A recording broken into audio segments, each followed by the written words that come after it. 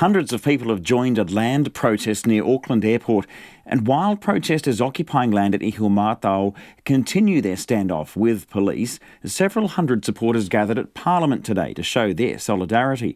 But Māori ministers were staying clear of the conflict, saying it's up to mana whenua to find a solution amongst themselves. Only 2 Māori MPs came out to meet the protesters in the capital. Te Aniwa Hurihanganui was there. Please join us today as we make a stand against the people who make decisions for us that continue to sacrifice our land and sacrifice our people.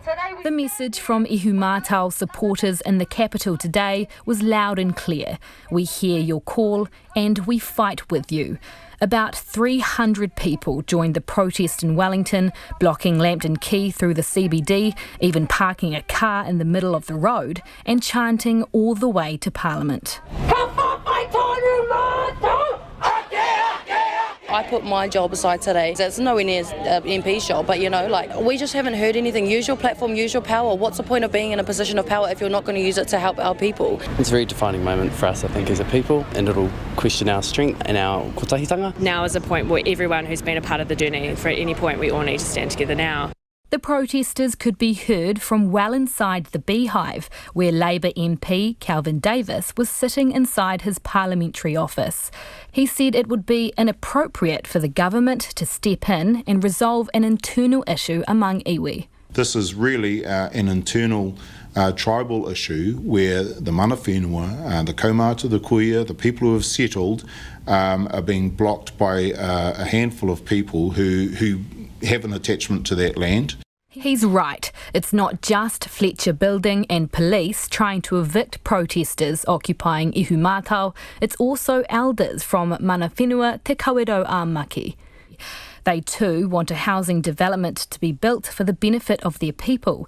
MP for Tāmaki Makaurau, Penny Henare, says MPs have done everything they can to bring the groups together and avoid police intervention.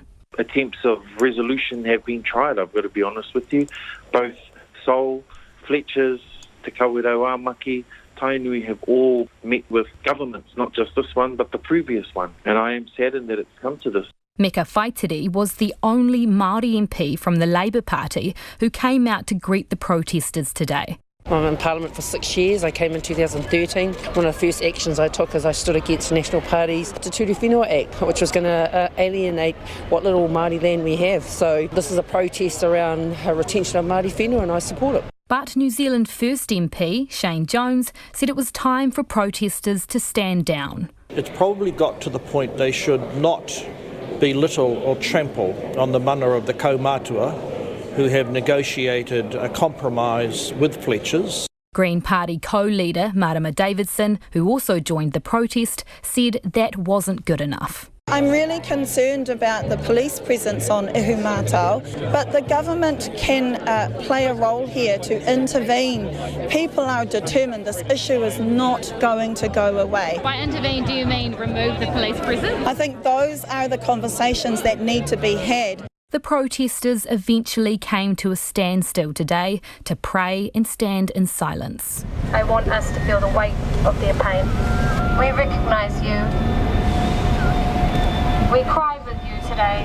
It's still unclear how things will unfold at Ihumātao, where police and protesters remain at a standoff. But supporters in Wellington today were certain of one thing as they chanted "Ka whawhai tonu mātou." They will continue to fight. For Checkpoint, I'm Te Aniwa Hurihanganui.